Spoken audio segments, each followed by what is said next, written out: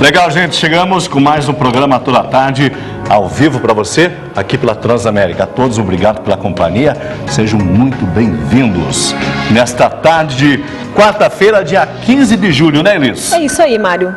Boa tarde para você que está em casa, sejam bem-vindos ao programa Toda Tarde. Hoje é quarta-feira, gente, dia 15 de julho, hoje é o Dia Nacional dos Clubes. Hoje também é o Dia Nacional do Homem. Parabéns! Por que o Dia Nacional do Homem? Essa data foi inspirada no Dia Internacional do Homem, que é comemorado em muitos países no mês de novembro, né? E tem como objetivo o quê?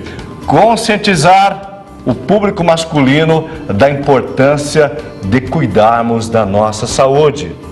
As mulheres nos dão de lavada nisso, né? É verdade. Então, esta data tem como objetivo conscientização do homem com relação aos cuidados básicos com a sua saúde. Legal, estamos de volta conosco aqui o Dr. Marcelo Benhack. Benhack, é isso, doutor? Benhack ou Benhack, como queira. E o Dr. Marcelo é presidente da Associação Latino-Americana de Uro-Oncologia. Seja bem-vindo, doutor. Muito obrigado, Mário. Doutor, qual é a estatística de homens com problemas de saúde ligado à sexualidade, à bexiga, à próstata? É um estudo, eu pergunto porque você é presidente da Associação Latino-Americana, né? E eu acredito que vocês já devem ter feito N análises a respeito, não é isso, doutor? É isso, nós temos como principal ponto de referência o comentário acerca da associação, o fato de, desde 1999, fazermos a cada 2 anos um congresso internacional. Fizemos no Brasil algumas edições, fizemos no México, na Argentina, no Uruguai. Temos convite agora para o ano que vem no Equador, no Paraguai, no próprio Brasil também, algumas cidades. Então, nós concentramos, reunimos um grupo de experts para poder discutir esse tipo de assunto.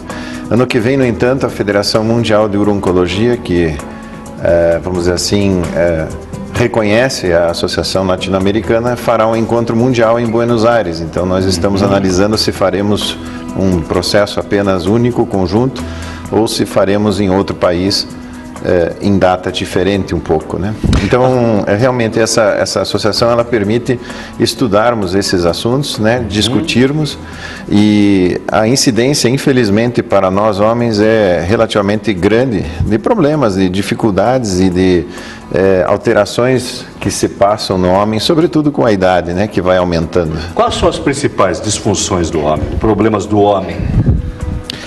Os principais problemas do homem atualmente devem Primeiro deve ser casado. Sacanagem falar isso. Casa, mulher, Isso é bullying, isso é bullying, eu tô me sentindo mal. Só tem homem dentro desse estúdio, eu vou embora. Tá brincadeira, né, doutor? O principal problema hoje provavelmente é psicossocial e não, sem dúvida nenhuma, provavelmente também financeira. Se analisarmos as estatísticas e a própria mídia divulgando que 40% das pessoas podem estar com dificuldades financeiras. Então, esse é um problema gravíssimo, que inclusive afeta o psicológico, que pode afetar, por sua vez, inclusive a parte física, né? Indo para a parte física, a questão de disfunção sexual, seja ela a questão de ereção, de possibilidade de relacionamento, ou a questão de doença física, câncer de próstata, câncer de bexiga, são fatores aí muito importantes, né? O tumor mais frequente no homem é de pele, como também, acredito eu, para a mulher. Porém, nos órgãos internos, o tumor ou câncer mais frequente é da próstata no homem. Falta de exames, medo, tabu. Qual é o tabu maior? Falta de informação? Emendando a pergunta da Elis, doutor? Eu não sei, eu acho que a informação já está bastante ampla e divulgada. Bem divulgada. E por muitos anos vocês, com um bom trabalho, têm ajudado a população. O que falta então ainda, doutor? O que falta, não sei se seria o acesso à saúde, uma saúde de boa qualidade, um atendimento médico, uma coisa realmente bem feita, tranquila, com atenção à pessoa e não simplesmente um exame naquelas filas de pacientes aguardando o próximo exame. Será que isso aí desestimula? Isso com certeza afasta muita gente, né? Porque a gente sabe que o acesso hoje à grande massa, à grande população, não é fácil.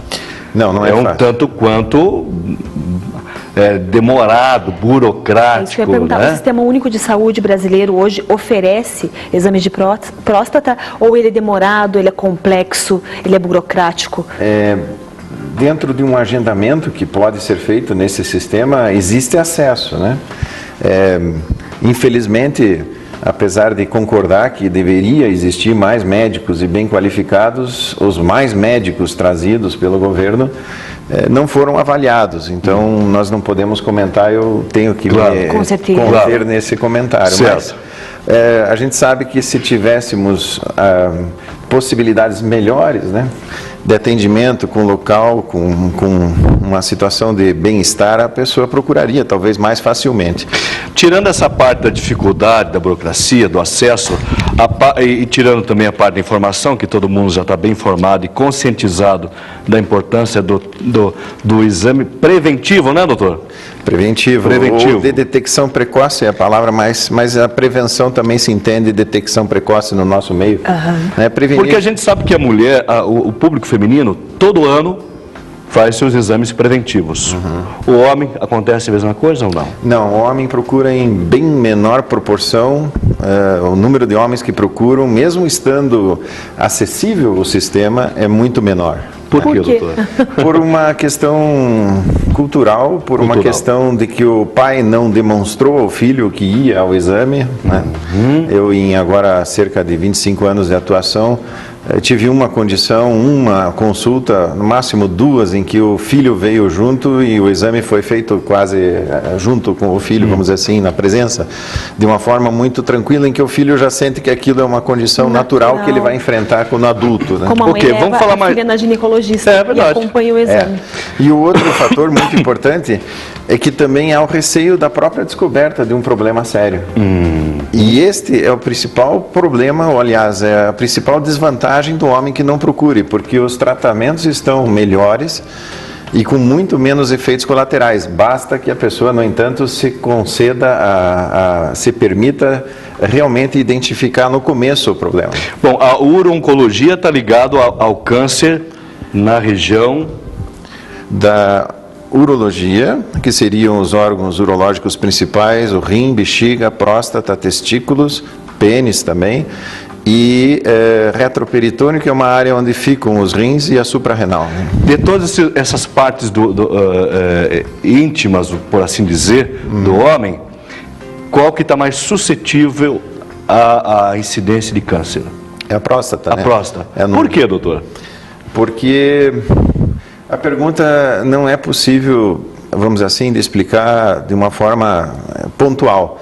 Existe a questão do envelhecimento, existe a questão de que nós desenvolvemos em nosso corpo constantemente células doentes, inclusive cancerosas. Por quê? E muitas delas o corpo reconhece ou elimina ou toma uma postura de que não permite o seu crescimento e desenvolvimento. No caso da próstata, a frequência é muito grande e quando ela não desenvolve um câncer, ela aumenta de tamanho, muitas vezes atrapalhando a condição do paciente urinar. Né? Qual é a função da próstata? A função principal é a produção de líquido seminal, e que vai ajudar na reprodução humana, né? Vai permitir a produção do líquido que alimenta o espermatozoide e também anatomicamente permite o processo de ejaculação, no sentido de que os canais atravessam a próstata e ali estão correlacionados. Né? Bom, então o que pode ocorrer com a próstata é o câncer de próstata ou a hiperplasia benigna ou aumento... prostatite?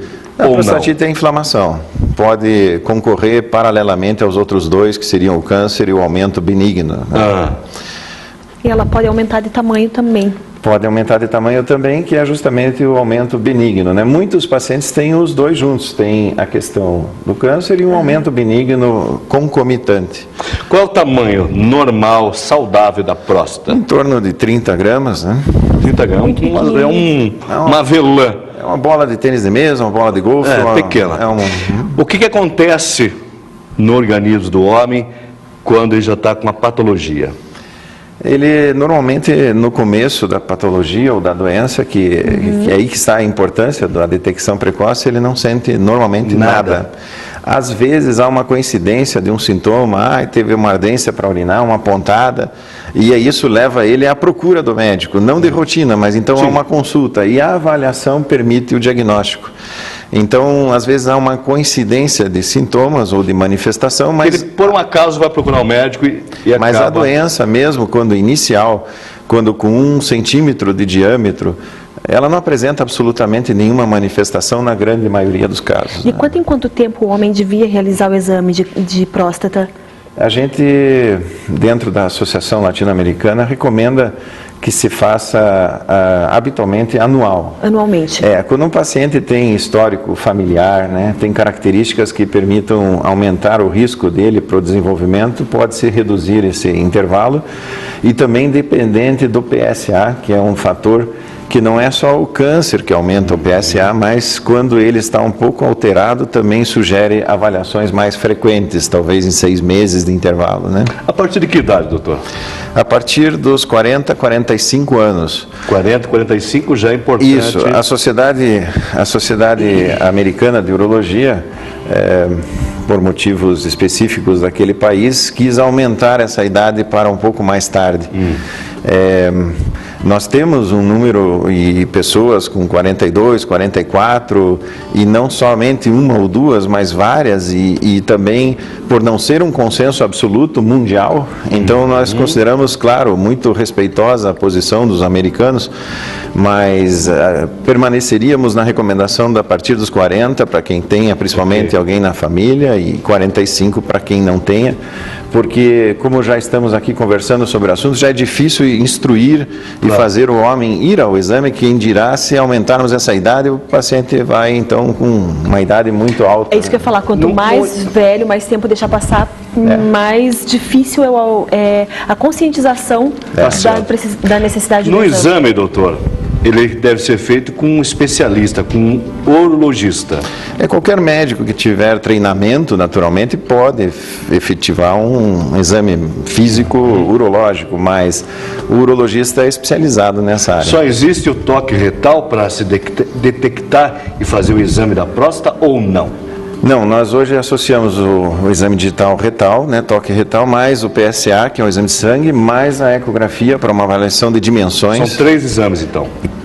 Os básicos seriam toque e PSA. A ecografia vai fazer uma correlação de tamanho com o PSA para poder também nos orientar se isso é suspeito ou não. E atualmente a ressonância magnética de 3 Tesla principalmente tem nos ajudado a identificar focos pequenos da doença e é o padrão hoje ouro mundial. Que ainda não é detectável no tato. No tato, mas que só deve ser solicitada se esses 3 fatores anteriores indicarem a sua realização.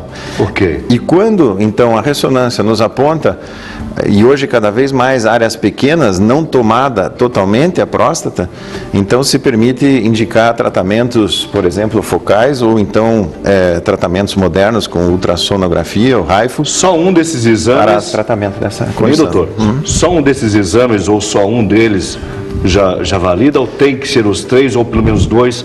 Como é que é? É a comparação com a mama. Na mama é feita a palpação, na mama é feita a mamografia e normalmente é associada com a eco. E a próstata funciona da mesma forma. Porque já ouvimos relatos de pessoas que dizem, não preciso fazer o exame lá do toque retal porque o meu PSA deu tanto. É verdade ou não, doutor? O PSA tem uma correlação proporcional ao seu valor, quanto mais alto, maior a incidência da doença, mas não é PSA igual doença neoplásica maligna. Portanto, ele não é suficiente sozinho para dizer que não há necessidade de exames complementares, né? Quais as opções de tratamento se for detectado um câncer de próstata ainda em fase inicial? Se é que existe essa terminologia, doutor? Existe. A fase inicial não, vamos dizer assim, não invasiva, vamos chamar, seria dentro da próstata. Nós teríamos as clássicas, que seriam cirurgia e radioterapia. Nós teríamos uma extremamente moderna para tumores de muito baixo risco e muito pequenos, que seria apenas observação ou segmento ativo. E dentre esses 2 extremos, tratamento clássico e acompanhamento, os tratamentos chamados então focais ou tratamentos minimamente ou até mesmo não invasivos, né, que a gente hoje dispõe no nosso meio. Última pergunta, doutor. Felizmente. Probabilidade de cura. Probabilidade de cura continua felizmente alta, né? Ok. Vai depender do método utilizado, da forma de aplicação do método e de uma série de condições, até mesmo da própria doença, né? Agora é a última, agora eu prometo que vai ser a última. Você descobrir, mais rápido tem cura. Exato. Melhor é o É quanto tratamento. mais no início, né? Isso. Você pode então Me expressei aplicar mal. uma tecnologia, por exemplo, de ultrassom e eliminar aquela área doente e realmente ter uma boa evolução com mínimos efeitos colaterais. Agora eu prometo que é a última pergunta, mesmo porque o tempo já está estourado. Se o homem precisar retirar a próstata, que existe casos que só a cirurgia, não é isso? Ou não? Existem casos que a cirurgia é extremamente bem indicada e outros que nem tanto. Ele vai perder a sua capacidade reprodutora, ou pelo menos de manter relações sexuais, manter ereção, ou não? Então, essas terapias clássicas têm uma relação maior com a dificuldade de ereção. Por exemplo, a cirurgia em cerca de 50%, 60%. Alguns colocam menos, 40%, mas varia em torno de 50%. Pelo menos. E a questão da incontinência urinária em torno de 7% a 10%. Né? Se nós temos um diagnóstico numa fase menos avançada ou não invasiva, né, nós teríamos aí a possibilidade de aplicar métodos em que esse tipo de ocorrência se reduziria na disfunção erétil para quase, então, menos da metade, e a incontinência urinária de 0% a 2%. Perfeito. Então é uma condição muito melhor que o homem pode ter, desde que se movimente até a detecção Mas precoce. tem que querer, né, doutor? Tem que querer e ser considerado a importância de cuidar da saúde. Que eu acho que é mais importante. E nesse momento, se ele não for casado, que a mãe ou a filha ajudem, porque as mulheres ajudam muito, né? Então, mulheres do meu Brasil, Valeu Nil, pressione seus maridos, filhos, que eles vão ao médico. É isso, doutor? Isso mesmo. Façam os exames preventivos. Legal. Doutor Marcelo, muito obrigado. Eu pessoal. que agradeço, Mário. Obrigado. Gente, é isso, né, Elis? Vambora? Isso aí. Até a gente amanhã. volta com mais toda tarde. Legal. Tchau.